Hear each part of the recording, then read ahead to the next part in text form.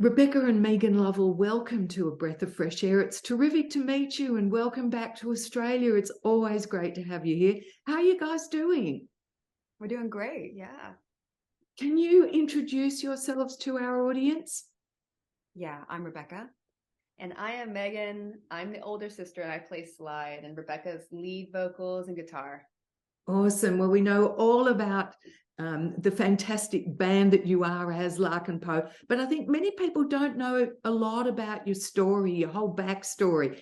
So that's why I wanted you onto the show, because although this show specializes in the acts from the 60s, 70s, and 80s, that's your inspiration, isn't it? That's where all your music comes from. I mean, we're definitely inspired by the music that came before, and we're really inspired by the history of American roots music. We grew up playing bluegrass in our early teens and loving mountain music, and especially in the past few years, delving deeper into the blues, because we grew up listening to a lot of classic rock. So we were listening to the Allman Brothers, and we thought we might dig more into who the Allman Brothers were inspired by, and of course that led us to the turn of the century blues artists. Right. So you grew up in a house full of music, didn't you? You were always into music, and your whole history in music dates back to when you were really small kids. Yeah, we grew up from 3 and 4 years old playing classical violin and piano. And no one else in our family outside of Megan, myself, and our elder sister Jessica plays music, but music was always being played on the stereo, like Megan was saying, a lot of classic rock records, a lot of Americana records, just kind of the full gamut. We're lucky to have an upbringing where music was definitely prioritized. So there was nothing, there was no other professions on the horizon for you. You grew up from a very early age knowing that you were going to be musicians, right? Not necessarily. Both of our parents are actually in the medical field. Our father is a physician. Our mother was an occupational therapist. So I think for us to step out and pursue music as a career was a little bit challenging. Our parents have always been very proud of our dedication and our work ethic as it relates to music. But I think there was also a lot of fear and uncertainty about having made that choice from our parents' perspective for us as kids, of them just being concerned with the amount of travel, we're always gone, and how competitive the field is. Yeah. So did they support you in the pursuit or try and discourage you? A bit of both. Yeah. I think a bit of both. They've been huge supporters throughout the years, but also cautioning us to try and be smart about the decisions that we make. But they saw that we were really passionate from a young age, and we work really hard, and we're very diligent about our craft. So they were very supportive when they saw that. Yeah. You started off with your sister, with your older sister Jessica, in a group called the Lovell Sisters, didn't you? What ended up happening to that? Well, it ran its course. We played music for 5 years as the Lovell Sisters, and we got to do some incredible things. We got to play national radio live in the US, play a bunch of prestigious festivals, play on the Grand Ole Opry, and record and release a couple of records independently. So we learned so much from that experience, and our big sister taught us basically everything that we know in terms of running a band. So we're very lucky, and I don't think we would be where we are today without those formative experiences with her. But I think, we were doing this so young. We got started touring 15, 16 years old. And it's a strange way to make a living. And I think that our eldest sister kind of was looking at it, and she didn't want to be on the road all the time and to be in the public eye. Think that she just felt that she was going to be healthier. She stepped away from it. And we definitely wanted to continue on, just the two of us, because we've been a package from the ground up, and it's very natural for us to have continued that way into our adulthood. Yeah. Look, I love the way that you look at each other. It's amazing. I've got 3 daughters, and I've got to tell you that they don't seem to get on with as much love and passion in their eyes as the two of you share. Is it always been the case that you've been so close and good friends, the 3 of you? Yeah. Oh, absolutely. And I do think that when Jessica decided to remove herself from the music industry, that really opened up a lot of space in our sister relationship to be able to have more closeness. But I think that between Megan and myself, we are under 2 years apart and we are very, very close. And it's not been without its challenges. I think we invest a lot of energy into our relationship of trying to see eye to eye, trying to let our respect for one another be known. And I'm so sorry, it's my husband calling me. That's okay, no problem. But I think that we understand that the gifts far outweigh the challenges in our relationship. The fact that we have been able to travel the world together and create a legacy with one another. It's very, very special. And it's hard. It's hard, but it's good. Are you always on the same page musically? I would say we're always on the same page. Maybe not the same word of the same page, but we know what we want to do musically. And luckily our tastes are aligned. Yeah. And that does make things a little bit easier, being so completely on the same wavelength with what we Yeah. Well, I mean, your history is phenomenal. All the contests that you've won and the awards that you've won. Were you surprised that you have made the impact that you have, or did you know that you had something special right from the outset? I think it's been such a slow burn for us that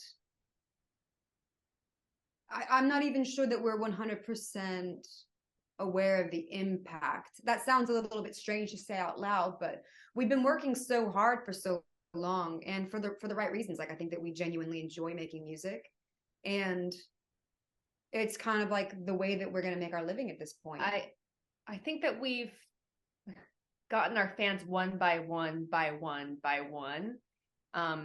Like Rebecca said, it has been so sorry. Like Rebecca said, it has been a very slow burn. I'm so sorry. No, he's trying to. It's okay. Do you want to take the call?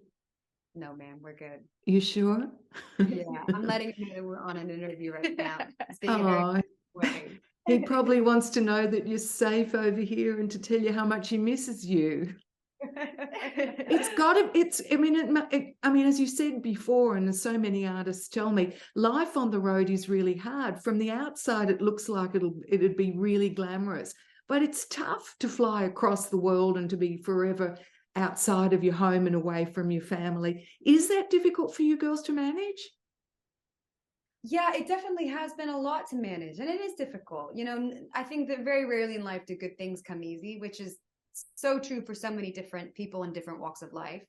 But we are lucky that both of our partners are musicians as well, and touring musicians at that, because at least there is that shared experience where they understand what we're going through, and they understand that, as you say, it's a lot less glamorous than it might seem from the outside. Because it's the jet lag is tough, and we've been dealing with the jet lag for the last 18 years now of touring.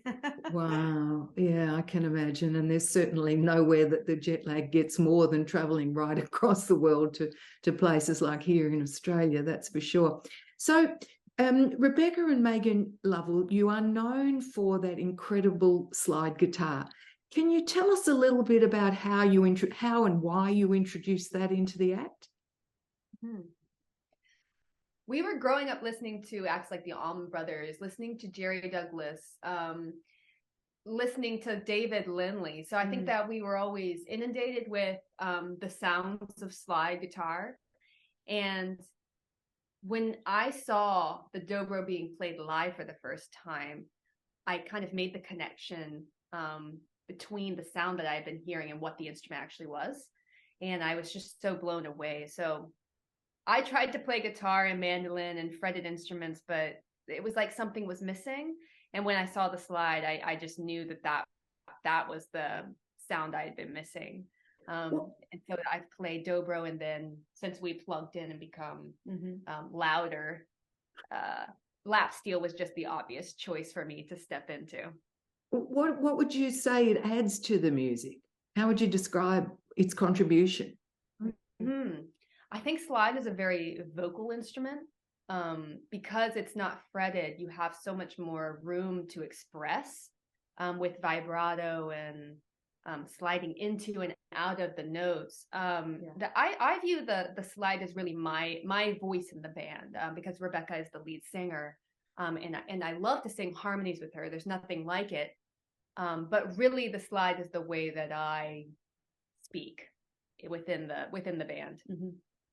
Oh, amazing. And Rebecca, your voice has just become stronger and stronger over the years, and you seem to be able to express yourself even more deeply today as you did compared to what you were doing 10 years ago. Is that how you'd see it too? It's really nice of you to say. I do think I've gotten more comfortable with not being as perfectionist as a singer. I think when I was a lot younger, there was a bit of an obsession that I had with singing pretty. And I think over the years, being able to let some of that go and just be myself, that I think has been the biggest shift in my persona as a singer, of being a little bit less control freaky and just digging deep into what I feel in a moment and letting that come through in how I'm singing. But I do think it's just taken some time to continue to get more comfortable with just being seen, you know, being seen for who you are. But the music has also evolved over time, hasn't it, as a result of that? Yeah, we're very voracious, I think, in our desire to try new things. And over the years, we have explored a lot of different genres, from our beginnings in more of like the folk pop stuff to Americana, through traditional bluegrass, through harder rock, through a lot of different styles that ultimately all fall underneath the umbrella of roots American music. But I think that we have been really aggressive and like hard, like seeking a lot of change. And I think that that's really served us well over the years to more deeply understand who we are, because we've tried a lot of stuff. It's like easier sometimes to get to no's than to yeses. And we've said a lot of no's over the years. And again, sort of turning inward and being like, all right, what do we really want to sound like? How do we want to record our records? And in 2017, when we started our own record label, that was again a big turning point for us, because it was sort of a trial by fire experience of, hey, we're going to remove everyone from the process but the two of us. Let's see what happens. And turns out that was what we needed to have done, because it's allowed us to have complete creative control. And I think that people can hear that in our records over the last 4 or 5 records that we've made. How does that translate, do you think, in the music? Well, I think whenever you get into the studio, and particularly if there are other individuals involved, when you're musicians like my sister and I, over the years, a large part of the way that we have made our living is also acting as side guys for other musicians, which means that we're really adept at being chameleons. We're able to be like creative musicians and puzzle piece ourselves into whatever scenarios we're trying to help uplift creatively, which is a great skill to have. But inversely, I think when you have, for instance, a producer who has a lot of strong opinions in the room with my sister and I, and they're espousing their beliefs about what the record should sound like, or what songs we should do, or how we should do them, we're able to really like help facilitate that need structure. Be like, oh yeah, that's what you think, here, we can make it happen. So I think in making the decision to have no producer in the room and to have it be just my sister and I, then we were able to call deep upon ourselves and remove any conflicting opinions that might water down the true essence of creatively what we are trying to achieve. Because I think audiences can feel when it's real. There's just some element of truth in it that came out of us when we started to produce our own records. And I think that the records started to become a little bit more raw and less polished. And that's been something that we've tried to do with each consecutive record, is like become more real. Right. Yeah, well, we certainly get that real feeling from you, that's for sure. It goes right down into the soul and feels very earthy. And you've been known for doing other people's songs for a long time, lots of different covers. How did you choose which songs to do? When we started our cover video series, honestly, it was like a learning tool for us. Like, you can learn so much about how to construct a good song when you learn some of the best songs that have ever been written. And a lot of those are just songs that we grew up listening to, and some of our favorites throughout the years, songs that we wish we had written. Yeah. And we'll just sit down and say what would be fun to learn today. And it happens really organically at this point. Do you have an absolute favorite or a couple of favorite ones of all the ones you've done? That's tough. I think Bell Bottom Blues is one of my favorites. I think Mama, I'm Coming Home by Ozzy Osbourne is one of my favorites. I like it. Winds of Change. That was a fun one. I really like it when we're able to take songs and interpret them through a new lens. When we when we're able to kind of have the magic line up and the intangible, where it's like you weave yourself more deeply into the song. And that only happens every now and again. But honestly, we've done so many of them at this point, it's like hard to remember. Yeah, no, I sure get that. I understand completely. But I think, what you're doing is bringing a whole new audience in with all of those cover songs to classic songs that perhaps young people have never experienced before. Do you find that you're getting a lot of appreciation from that younger audience for that material? Increasingly, I would say yes. I do think that is one angle that roots American music can struggle with sometimes, is reaching the next generation. Yeah. Particularly in the United States, I think there's not a lot of space on national radio for music that skews outside of the urban or the pop scene. So I think being able to have access to social media and TikTok and YouTube and all this stuff as a connector to the next generation, to be able to take this material and try to interpret it in a way that will capture people's imagination. Because I think what we've experienced is that one, we do have an incredible cadre of young fans who are guitar players, and they're really going to be the generation that's keeping these traditions alive and carrying the music forward into the future. But more and more, when we have the next generation listening to us, like the biggest feedback we receive is, I had no idea that I would like, that I'd like blues, or that I would like guitar music, that I would like rock and roll. And it's just because it's not, people aren't exposed to it as much. Like, we have a younger brother and he's just 20 years old. And it's interesting even for his generation to see his musical interests develop, and that it has taken a bit more energy for him to seek access to a wider, a wider horizon of musical genres, if you will. Yeah, absolutely. You've got there's a new album out at the moment called Blood Harmony, and this, I believe, is your own material live for the very first time. Yes, it is our own material, and that has always been like a huge goal for us with all of our albums, is to have it be exclusively original material outside of like maybe some traditional Americana or blues covers. But we are very much a touring band. So we've been touring now. We did tally it up, and it is 18 years this year. So we spent the majority of our career out on the road playing live. But even with that being said, our persona in the studio has evolved over the years.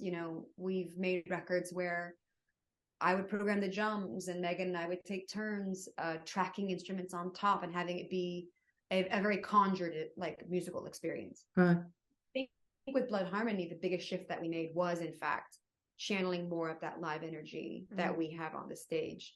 And it's so rewarding to hear it, because this is my favorite record that we've ever made. And I think it's because we made that decision to more closely align who we are on stage with who we are in the studio. Why Blood Harmony? Where'd you get that title? Because we're siblings, and there really is nothing like singing harmony with with your blood family. Some of our earliest memories are sitting at the piano with our mom learning to sing. And that's just a huge part of who we are as a band. It's really the center of everything. So we like to kind of channel that into our titling. Right, nice. You said that it's your favorite album that you've ever made because it more closely aligns with your live work. Point me to your favorite track on that album. Oh, I think my favorite might be Deep Stays Down, simply because we're really patient with the writing and recording of that song, and it took a while to get to where it is. And I really love that we took the time to creatively pursue that track, and I love where it ended up. I think it's incredibly vibey. That's one of my favorites. Awesome. And Rebecca, do you have a favorite? I find it hard to pick a favorite because I think about the records that I love, and the records that really stick with me are those that you can listen from top to bottom, where every song, like I think about Rumors by Fleetwood Mac. That's an album that you put on and every song on it is quality. And I'm not comparing our album. It's not on par with freaking Rumors by Fleetwood Mac. But I do think that the reason I like all the songs on our album is that they do tell a story, and it's like them as a whole, even more so than just one standalone track. So I would say everybody listen to the whole album, listen to the whole thing. Yeah. So it's like reading a book, like listening to the entire story that you're telling. Yes, ma'am. Yeah, I get it. And girls, Rebecca and Megan Lovell, you're called Larkin Poe. Tell us why you've called yourselves Larkin Poe. Larkin Poe is the name of our great-great-great-great-grandfather. And we wanted to take a name that had some family significance, kind of tell the story that we're sisters in a way. Yeah. And he was a cousin of Edgar Allan Poe, so we'll kind of take that tenuous connection. That's amazing. Do you think that's influenced your skills per se today? I think it certainly had an impact. Even just like the drama of knowing that he was up in the family tree. I think that there has been some trickle down. Some very creative types and tortured artists in our family. So that's fair. Did you know that since you were little, or have you recently found that out? We found that out in, I would say, our early teens. Yeah. And we had already been a fan of Poe before that. So it was pretty cool to find out. I bet it was. How amazing. and to be influenced by that's awesome. You've got a whole lot of very high profile admirers around the world, including people like Bob Seger and our very own Russell Crowe. You've toured as backing artists for an array of industry icons, including Elvis Costello and Keith Urban. Where do you see yourselves from here, girls? I think doing exactly what we're doing, but just doing it better and better. Again, I think that that's sort of been our MO since we started Larkin Poe, is the increase of small gains, where it's like every year we get a bit better. Every show we get a bit better. Every record we make, we've gotten better. And that's what we want to continue. We want to be able to remain creatively engaged. And also I do think that from our perspective, you can get too big. I think that we have aspirations to be able to keep our band at a certain size that we can, to where you're always connected to it. Yeah. Because every part of it. There's a gift to be able to have something to grow towards. I think that's what happiness is finding yourself on a path. Nice. And what about aspirations for bigger families for the both of you? Yeah, I think we want to have families. We want to be able to be multifaceted, We have devoted so much of our lives and who we are into this band. It really is our baby. And we're very, very proud of what we've been able to achieve. And I think what we've been able to achieve with the integrity that's important to us. And I'm very curious to see what the future holds, for sure. Yeah, me too. We'll be watching it eagerly and listening to everything that comes from you. Megan and Rebecca Lovell, what an absolute treat to speak to you. Welcome again to Australia, to Blues Fest in Byron Bay, and we're very excited to have you playing Melbourne next week too. We'll get everybody out there. You're selling out wherever you're going. The word is spreading hugely right around the world.